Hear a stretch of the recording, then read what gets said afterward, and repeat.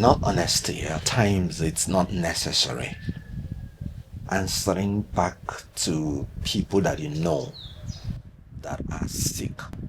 A lot of people do not understand that the so-called Katch Ononuju is now suffering from a degenerative mental disease that is making him to be autistic at his age. This disease will make you to fabricate something that is non-existent and postulate it as if it is a fact. Now, let's look at it this way. First of all, I have never had any meeting in my life between P2B, Katch Ononuju, and myself. Never. Even a lot of journalists are really of low IQ. Anyway, with the advent of this social media and everybody's now claiming to be a journalist, I wonder why they did not even ask him, please, were you there with P2B when Kenneth Okonkwo ever lobbied him for any office?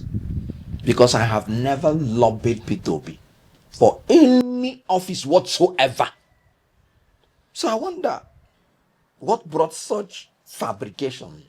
But I understand because, like I told you, I am aware that he's suffering from a degenerative mental disease that is now making him to be an adult, autistic fellow.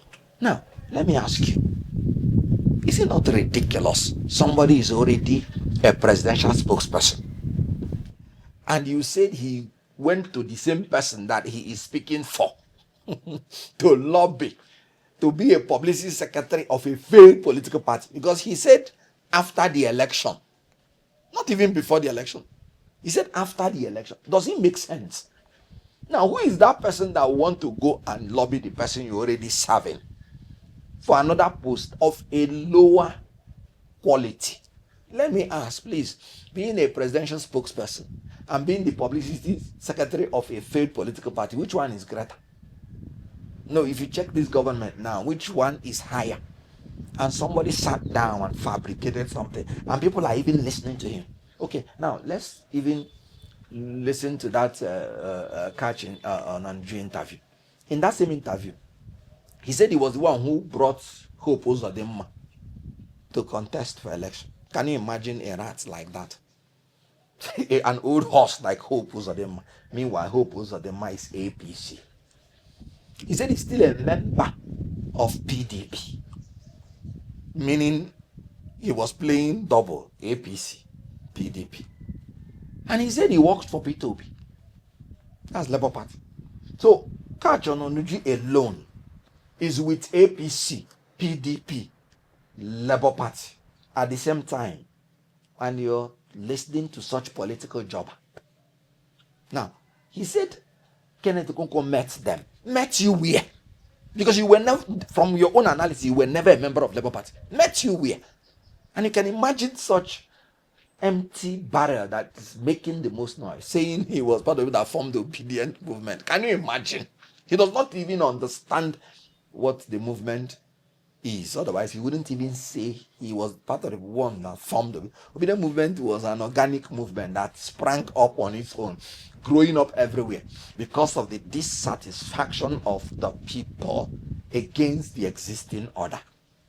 And one man that, like I said, that is mentally challenged is coming to tell lies. Fabrication. I said I have never had any meeting whatsoever between three of us for life. It never existed. They should have asked him, were you there when Kenneth Okonkwo was lobbying people? Have you ever had any meeting whatsoever? Three of you only. But people will just sit down and talk absolute nonsense. But here is the problem. How is it that people are lying with P2B's name? And P2B will hear such a thing publicly and will not react to it and will not call them to order publicly. You can never use me, Kenneth Okonkwo, to lie against P2B, no matter the situation. Once you bring it publicly, because I detest lies. If it is not true, I will come out publicly to debunk it. So why has P2B not debunked such useless lie that somebody is lying with his name, it shows a leader that cannot even defend the truth or defend people who have even worked for him.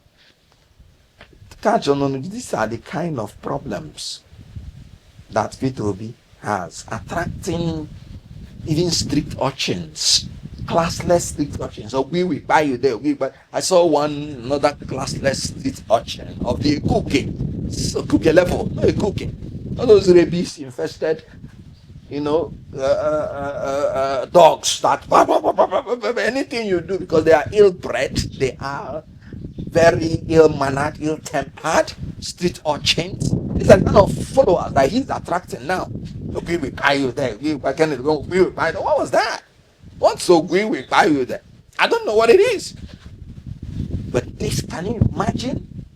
In a society that other leaders are attracting distinguished people, the people you are attracting are strict urchins of the people that fabricate things that are non-existing.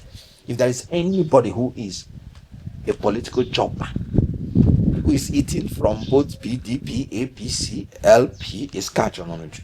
So how can I meet somebody in a movement and in a political party that he's not a member? And he confessed, he said that he's still a member of PDP. Is then he's still a serious politician who is still a member of PDP? And then he is coming to call Kenneth Okonkwo unashamedly.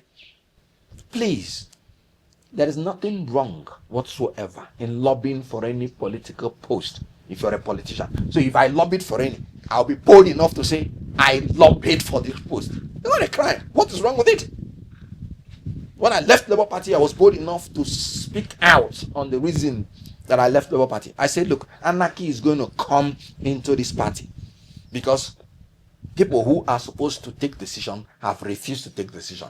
And since they've refused to take decision, I have no business remaining there because I don't like to join on serious organizations. I made it public. And by then, this level of anarchy has not even come.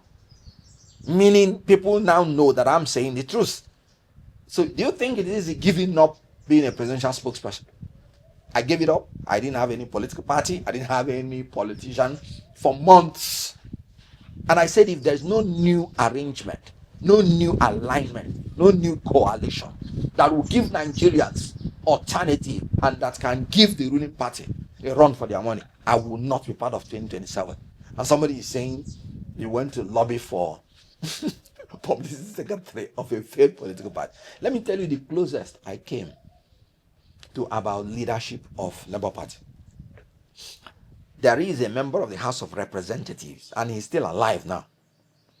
During that convention, he came to me. He said, look, if Abure is not going to run or is not interested in the convention, there are only two persons he's interested in to be the national chairman of Labour Party. He said, you, Kenneth Okonkwo. And he mentioned one other person from the north. And I told him, say, look, if you ever sat down and contemplated Kenneth Okonkwo to be national chairman of Labour Party, then that means you don't even like P2B to be president. How would it suit that somebody from Southeast will be national chairman and we want to push another person from the Southeast to be president? I said, don't even mention it again. I said, I am going to support a Northerner to be national chairman because that balancing is what's going to suit the candidacy of P2B. He's still alive.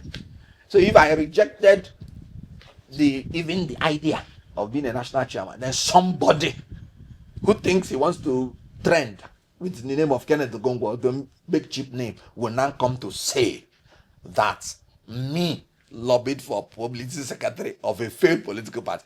Even if he's brilliant, he would have even said something that is believable. Because I cannot leave being a presidential spokesperson, which is a higher office, and start lobbying the same person I am speaking for a failed publicity secretary of a failed political party. It's ridiculous. So please, I wouldn't have even loved to reply to this, but if I didn't say anything, people would think maybe there's even a sense in what he was saying. All the journalists that ever repeated such nonsense, I regard them as classless, low IQ journalists. They couldn't even ask him certain questions. I don't even need to reply to such a thing because a lie is standing on its face.